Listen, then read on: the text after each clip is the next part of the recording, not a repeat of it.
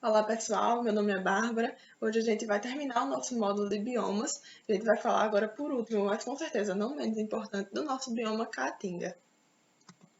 Eu coloquei essa imagem porque eu tenho certeza que quando eu falo em Caatinga, ou quando vocês lembram de Caatinga, a primeira imagem que vem à cabeça de vocês, a primeira paisagem que vem à cabeça de vocês é de um ambiente seco, com a vegetação seca, com um predomínio muito grande de cactáceas, de cactos, com a temperatura quente, um sol forte. Então eu tenho certeza que na cabeça de vocês, na grande maioria, vem uma paisagem mais voltada para esse aspecto. Mas no decorrer dos slides vocês vão perceber que a Caatinga é muito rica e que ela tem muito mais a oferecer do que uma única paisagem. Falando um pouco das características básicas desse bioma. O nome Caatinga, o termo Caatinga, ele vem de origem indígena, vem do Tupi-Guarani e significa Mata Branca. Vocês vão entender no decorrer do slide por que ele significa Mata Branca. Existe uma justificativa para isso que está voltada à questão da vegetação do local. Além disso, ele é um bioma exclusivamente brasileiro. O que é que isso significa? Só existe caatinga aqui no Brasil. Se a gente destruir a nossa caatinga, não existe em mais lugar nenhum do mundo. Existem em outras partes do planeta alguns biomas com clima semiárido, que é o clima do local, o clima da caatinga, mas existem muitas diferenças entre a nossa caatinga e esses biomas com clima semiárido.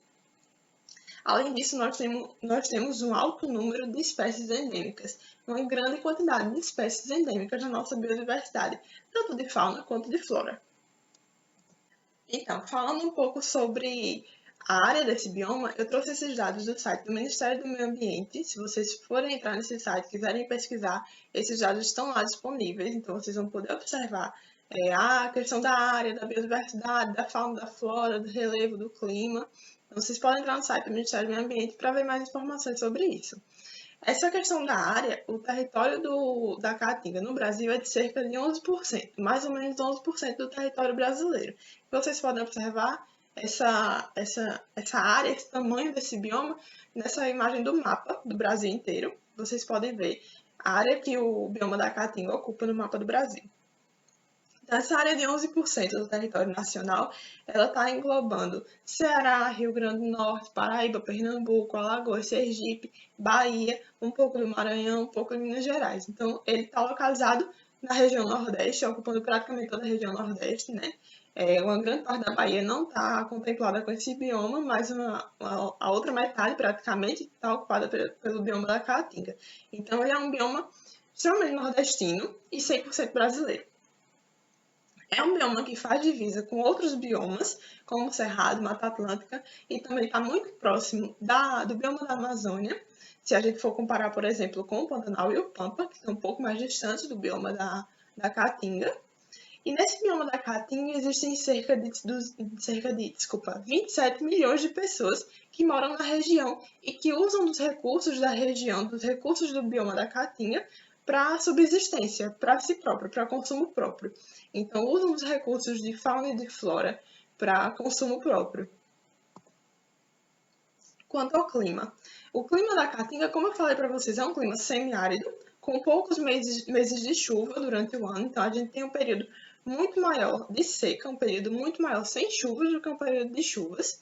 As chuvas são escassas, como eu já falei para vocês, que elas ocorrem pouco durante o ano, e regulares com longos períodos de seca. Então, essas chuvas que acontecem no bioma da Caatinga, elas em alguns anos elas ocorrem em períodos diferentes, dependendo de outros fatores como o El Niño, que vocês vão estudar em outras turmas. Mas dependendo de alguns fatores, esse período de chuva, ele pode diminuir um pouco, ele pode aumentar um pouco, ele pode mudar um pouco o mês de ocorrência. Então, como eu coloquei aqui embaixo do slide, o período chuvoso é geralmente de janeiro a maio e o período seco de junho a dezembro. Então, esse período ele pode variar um pouco. Além disso, algumas localidades do bioma da Caatinga chovem um pouco menos e outras chovem um pouco mais. Então, essa questão de chuva, esse aspecto de chuva da Caatinga, ele é muito variável, ele é muito irregular. Se a gente for comparar em todo o ambiente da Caatinga, vocês viram que é um ambiente grande, de 11% do território brasileiro, e o Brasil é muito grande. Então, assim, se a gente for comparar a questão de chuvas em toda a Caatinga, vai ter uma variação que a gente pode observar no período de ocorrência, de meses do ano, e de localidades na Caatinga. Então, áreas que chovem mais, áreas que chovem menos. E alguns anos que podem chover num período de meses menor ou num período de meses um pouco maior. Então, essas irregularidades elas acabam ocorrendo no bioma da Caatinga. As serras e chapadas mais altas recebem maior quantidade de chuvas que escoam, dando origem aos rios e lagos da região, muitas vezes temporários. A gente vai observar isso um pouco quando a gente estiver falando na questão dos recursos hídricos do bioma da Caatinga. As áreas de planícies estão sujeitas a um período de seca longo e severo. Então, como eu falei para vocês, esse período de seca e de chuva, ele é bem separado. Então, nós temos mais ou menos 3 meses de chuva e mais ou menos 9 meses de seca. Então, esse período de seca, ele é muito longo. Se a gente for comparar o período de seca com o período de chuva, o período de seca é muito longo. Se a gente for pensar, por exemplo, na questão da fauna do local. Então, a fauna ela precisa ser muito adaptada, e a flora, para passar por esses longos períodos de seca, de umidade baixa, e principalmente nos locais em que chove menos.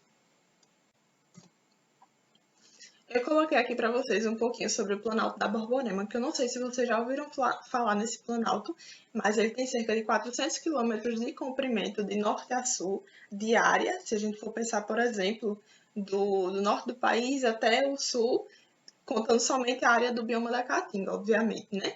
Então, ele tem cerca de 400 quilômetros de comprimento e funciona como uma barreira natural para chuvas, como vocês podem ver nesse esquema. Vocês podem observar nesse esquema. Se vocês preferirem, dar pausa no vídeo para observar o que está acontecendo nesse esquema. Então, a gente tem o oceano trazendo essas chuvas, essas nuvens de chuva, quando batem nesse Planalto da Borborema, ele acaba funcionando como essa barreira natural. Que, inclusive, vocês podem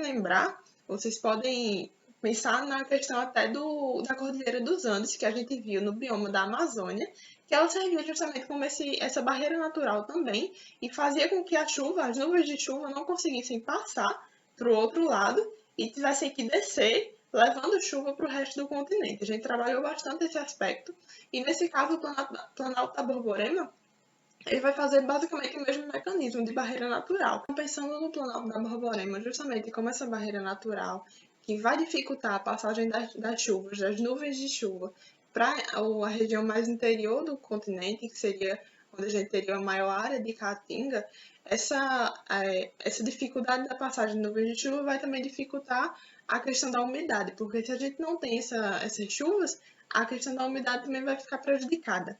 Então, a gente vai ter uma barreira natural para chuvas e, consequentemente, para a umidade nas áreas mais interioranas do bioma da Caatinga, das áreas mais distantes do oceano.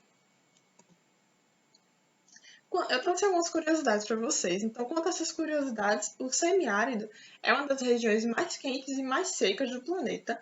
Então, existem alguns biomas com esse clima semiárido além da Caatinga, mas como eu falei para vocês, a Caatinga ela tem outras características peculiares específicas que torna ela um bioma exclusivo do Brasil, mesmo tendo clima igual ao clima de outros biomas, de outros lugares do mundo.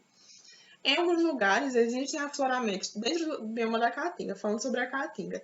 Em alguns lugares da Caatinga existem afloramentos de rochas chamados lajedos. Esses afloramentos de rochas, esses afloramentos rochosos, nós chamamos de lajedos, que atuam ecologicamente como desertos e locais em que se desenvolvem plantas suculentas como cactáceas e bromélias.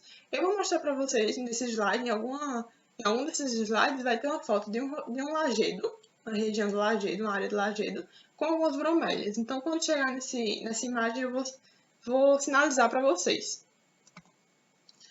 No período seco, a temperatura do solo pode chegar a 60 graus Celsius. O sol forte acelera a evaporação das águas dos rios e lagos e favorece o processo de desertificação desse solo. Então, a gente vai ver que a maior parte desses fluxos de água, né, desses rios, eles são temporários, eles são intermitentes. Eles passam esse período de seca, eles passam como se fosse estiagem. Eles secam nesse momento. E alguns outros, que a gente vai ver que é o São Francisco, é o caso do São Francisco, por exemplo, ele não é um rio intermitente, ele não é um rio temporário. É um rio que a gente chama de perene, mas isso a gente vai trabalhar mais para frente. Então, além desse sol forte, desse calor muito grande, que vai fazer com que a evaporação das águas dos rios e dos lagos seque esse local, esse solo também vai ser muito prejudicado. Então, um solo que já foi muito degradado, já foi muito desgastado por diversas questões, como a agricultura, né? Algumas plantações, esse calor vai facilitar com que esse solo sofra o processo que a gente chama de desertificação.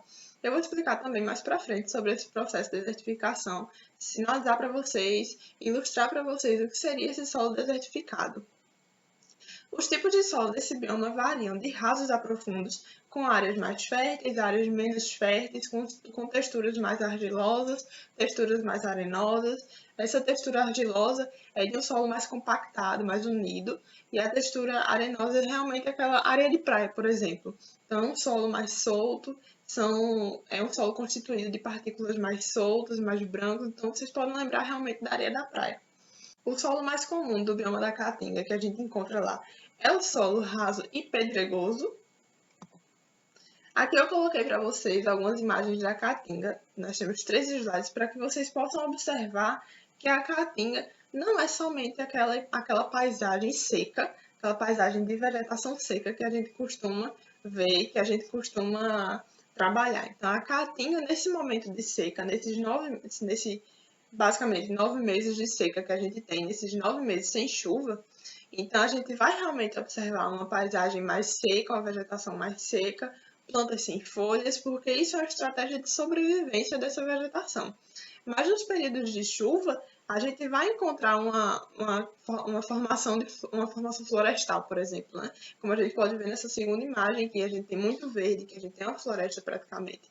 Então, esse bioma da Caatinga, ele se renova, né? A gente pode dizer que ele se renova nesse momento de chuva, nesses 3 meses, nesses rápidos 3 meses que passam de chuva, ele consegue florescer, consegue germinar, consegue se reproduzir. Então, tudo que a Caatinga precisa fazer, ela faz nesses 3 meses de chuva, para que ela possa passar os outros 9 meses de seca como se estivesse em estado de dormência, para que no próximo período de chuva ela possa realmente, novamente, renascer. Então, a gente tem esses 2 períodos muito diferentes da Caatinga, mas que fazem parte, que são naturais dela. Então, aqui mais uma imagem, né? Essas imagens foram pegas do site da Associação da Caatinga.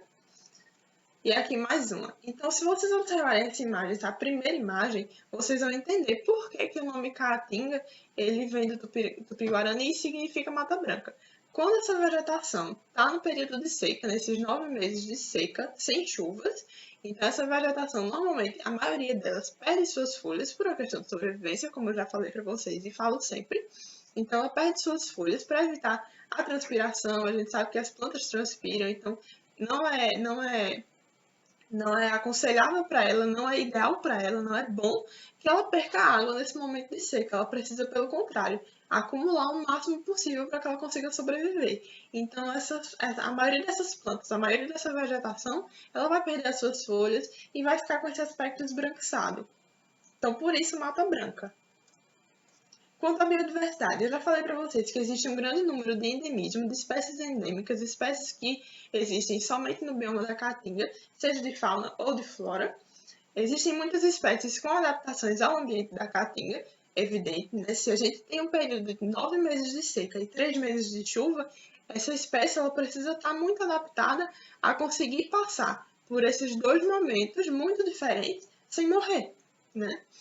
Existe um número de espécies para cada classe de reino animal que eu também sempre trago para vocês e que eu sempre pego no site do Ministério do Meio Ambiente e que eu sempre digo a vocês que a minha ideia aqui, que o meu objetivo não é que vocês decorem o número de espécies, mas que vocês tenham uma noção da riqueza e da diversidade que a gente tem no local.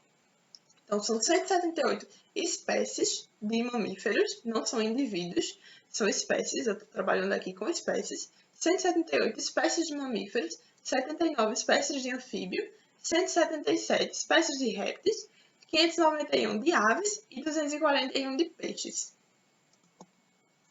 Falando um pouquinho sobre a fauna da Caatinga, a gente já viu que a fauna e a flora, né, do bioma da Caatinga é muito rica, muito diversa, tem muitas espécies endêmicas, tem também muitas espécies ameaçadas de extinção, e a gente vai trabalhar um pouquinho agora sobre a fauna e depois sobre a flora, para que vocês tenham um pouco melhor noção dessa riqueza que a gente encontra nesse ambiente.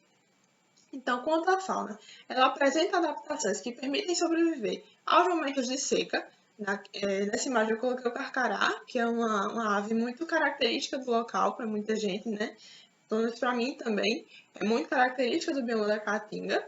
Então, algumas dessas adaptações desses animais, desses organismos, para conseguir passar por esses períodos de seca muito grande, porque são 9 meses de seca, a maior parte do ano da Caatinga é de seca. Então, passar grandes períodos enterrados, que é o caso dos anfíbios. Muitos anfíbios, muitos anuros, eles optam por passar muitos períodos enterrados numa profundidade muito grande, em que a temperatura não esteja tão quente, e ele consiga passar por esses 9 meses, né, se for 9 meses, depende da localidade da caatinga que ele se encontra. Então, ficar enterrado em grandes profundidades e ovos resistentes, no caso de peixes, por exemplo. Então, o peixe ele tem que ter a noção, claro que não é uma questão assim de pensamento racional como a gente, mas o peixe tem o time dele, ele tem o tempo, então ele sabe qual é o momento certo de colocar os ovos, porque ele precisa colocar o ovo para que o ovo consiga passar em algum local específico, num momento específico, para que esse ovo consiga passar por esse período de seca, esses meses de seca, para quando vem o período de chuva novamente, esse ovo possa eclodir e o peixe ser viável, né? Aquele organismo ser viável. Então a gente tem um ovo muito resistente que consegue passar por esse período de seca, mas o peixe também, no caso dos peixes aqui, né? Ele tem esse time de saber qual é o momento certo, qual é o local certo, porque daquilo depende a sua prole. Ainda sobre a fauna, eu falei para vocês que existem muitas espécies endêmicas e muitas espécies ameaçadas de extinção. Eu coloquei para vocês o catitu, tatu-bola, onça-pintada e a ararinha azul. Então, a ararinha azul, ela já é considerada extinta na natureza. Ela tem-se hoje em dia, nós temos hoje em dia espécies, indivíduos de ararinha azul em cativeiro, que está sendo tentado com alguns grupos, alguns pesquisadores, a reprodução desses animais para inserção deles de volta na natureza. Mas hoje em dia, eles são considerados extintos na natureza, nós temos em cativeiro. O tatu-bola também é uma espécie que sofre risco de extinção. A onça-pintada a gente sabe, né, que é muito caçada. E existem muitas espécies endêmicas. A ararinha azul a gente só tem no bioma da Caatinga. Então, sobre a flora. Nessa primeira imagem que vocês podem observar, essa planta mais amarela e mais vermelha é uma formação chamada de lajedo. Lembra que eu falei para vocês sobre aqueles afloramentos rochosos em que a gente pode encontrar algumas bromeliáceas e algumas cactáceas? Nesse caso é uma bromeliácea, né, que a gente pode observar aí numa formação rochosa, que a gente chama de lajedo. Então, a gente pode observar que na questão da flora, para evitar a transpiração, a gente sabe que as folhas das plantas transpiram. Muitas plantas apresentam folhas na forma de espinhos, que é o caso das cactáceas, é o caso dos cactos, que é muito frequente e muito característico do bioma da Caatinga. Ou também folhas muito pequenas, que em algumas, geralmente nas partes mais formações florestais, vocês vão observar a presença de arbustos e de plantas arbóreas, e que normalmente a gente encontra bastante plantas com essas folhas menores, para evitar justamente essa transpiração excessiva, para evitar que ela perca água e assim fazer com que ela consiga passar por esse período de seca, por esses meses de seca, com menos prejuízos, com menos problemas. Então, as folhas em forma de espinho, folhas também pequenas, e as plantas em formações rochosas, né? Já que a gente sabe que o bioma da Caatinga ele é muito diverso. No bioma da Caatinga a gente tem áreas que chovem menos, áreas que chovem mais, áreas com mais formações rochosas, diversas formações geológicas. Então, no bioma da Caatinga a gente tem planícies, planaltos, serras, chapadas. Então, a gente tem uma formação rochosa, uma formação geológica muito diferente, uma formação geológica, desculpa, muito diferente uma da outra. Então, não é um bioma muito homogêneo. Muita gente chama, inclusive, de domínios da Caatinga, porque a Caatinga apresenta uma diversidade de paisagens e de ambientes muito grande. Como eu falei para vocês, na questão da formação geológica, na questão de chuvas, então locais que chovem mais, locais que chovem menos. E isso vai influenciar bastante na sua biodiversidade, tanto de fauna quanto de flora. Ainda sobre a flora, eu coloquei aqui para vocês que algumas plantas são xerófitas, como é o caso da carnaúba, que é a segunda imagem que tem aí nesse slide. Então, essas plantas xerófitas, elas apresentam algumas características específicas, algumas adaptações específicas para conseguir passar por esses períodos de estiagem, esses períodos de seca. Então, no caso da carnaúba, essa folha da carnaúba, ela é revestida por uma cera, produzida pela planta, justamente para evitar essa transpiração excessiva da planta e evitar que ela perca água, fazendo com que ela consiga passar melhor por esse período de seca. Então, essa cera também é muito explorada, a cera da carnaúba. Algumas perdem suas folhas no período de seca para evitar perder água, que a gente chama também de estado de dormência. A gente trabalhou essa questão do estado de dormência quando a gente estava falando também do bioma da Amazônia, que foi o nosso primeiro bioma, nossa primeira aula. Então, algumas plantas perdem suas folhas, fazendo aquele aspecto de mata branca, né? Daquela imagem que eu coloquei para vocês das paisagens. Então, além disso, 323 espécies de plantas são endêmicas. Vocês podem observar que existe uma grande quantidade de espécies de plantas que só existem no bioma da Caatinga. Então, não somente de fauna, mas também de flora, a gente tem um endemismo muito forte. Falando agora um pouquinho sobre os recursos hídricos. A grande maioria desses recursos hídricos da Caatinga é formada por rios intermitentes. Esses rios intermitentes são aqueles rios temporários, aqueles rios que enchem no período de chuva e secam no período de seca. Existem dois rios perenes, de grande porte. Esses rios perenes são aqueles que não são temporários, aqueles rios que são permanentes, que a gente pode colocar aqui os de grande porte, né? Eu coloquei aqui para vocês os de grande porte, que é a bacia do Rio São Francisco e a bacia do Rio Parnaíba. Colocando um pouquinho da bacia do Rio São Francisco, que é super conhecida da gente, eu coloquei primeiro um mapa para vocês conseguirem observar mais ou menos a localização desse rio, dessa bacia, de onde ele vai até onde. Então, ele está muito mais localizado na região de Bahia, Minas Gerais, Sergipe, Alagoas. A gente pode observar essa presença dele nesses estados mais especificamente. Já o Rio Parnaíba está mais localizado no Piauí, Maranhão e Ceará. Agora eu coloquei aqui para vocês o questionamento do que faz a Caatinga ser um bioma tão único.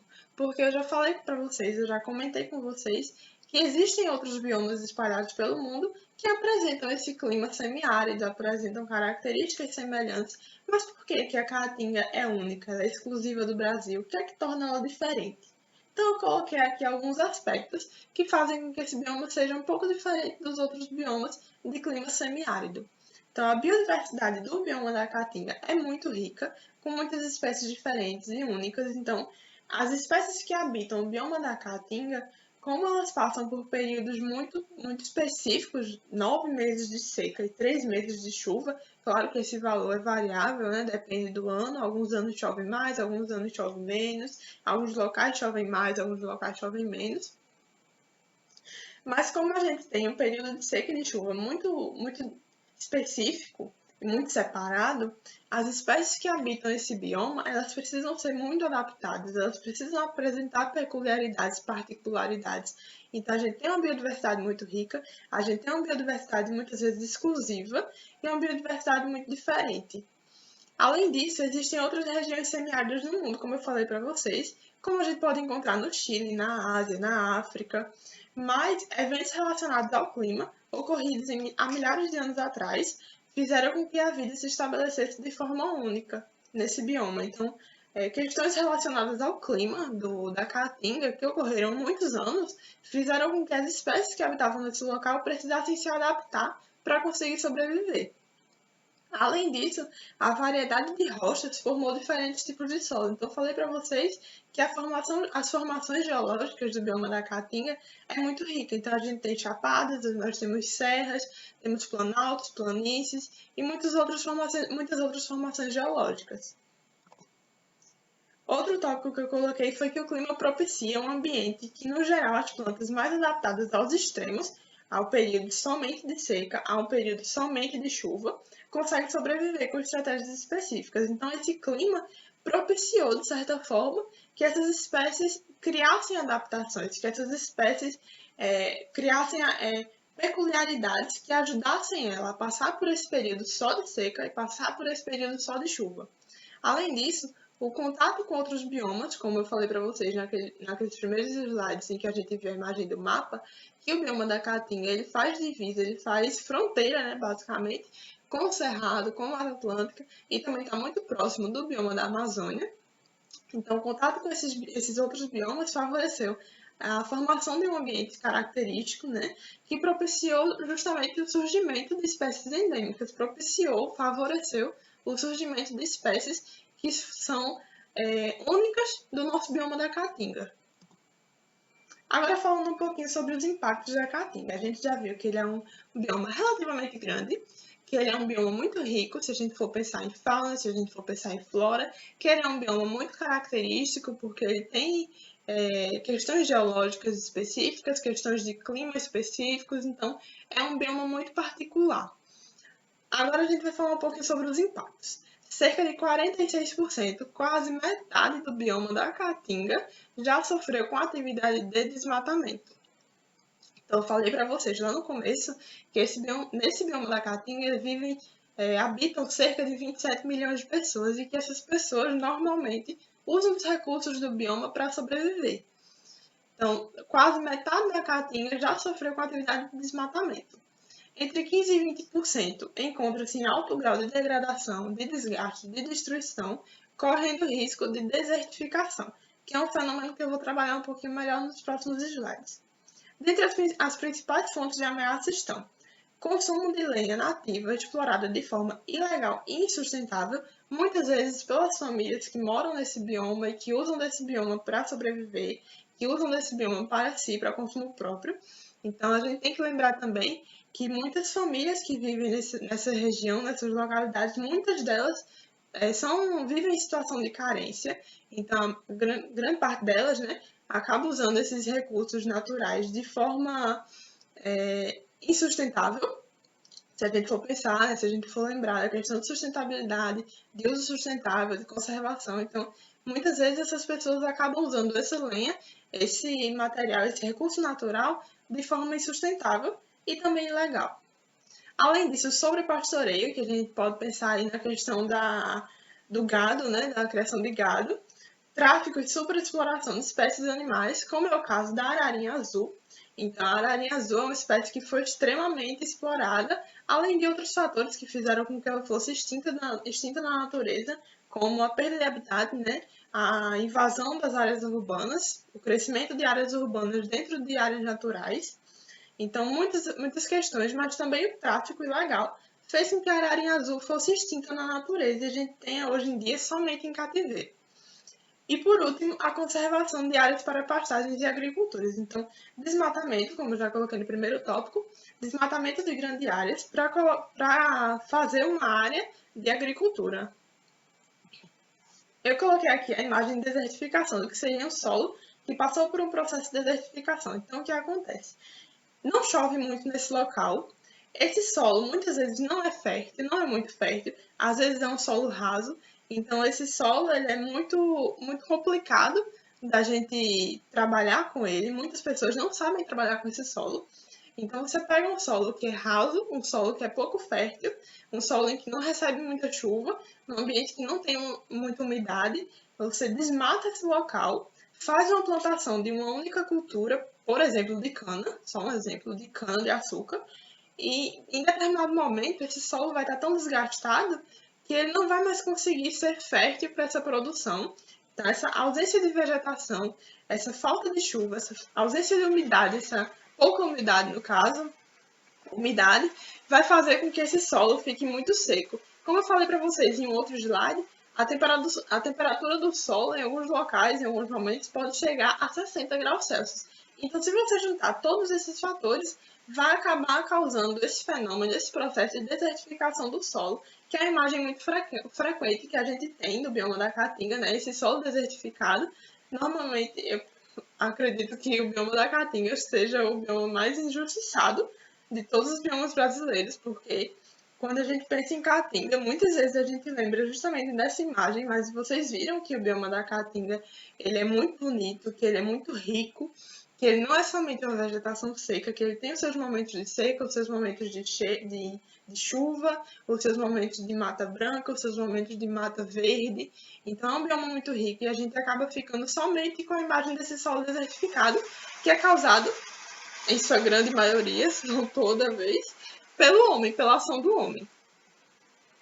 Quanto às unidades de proteção, a gente falou um pouquinho sobre os impactos, sobre o que desgasta esse bioma, o que degrada esse bioma, e agora a gente vai falar um pouquinho sobre as unidades de conservação.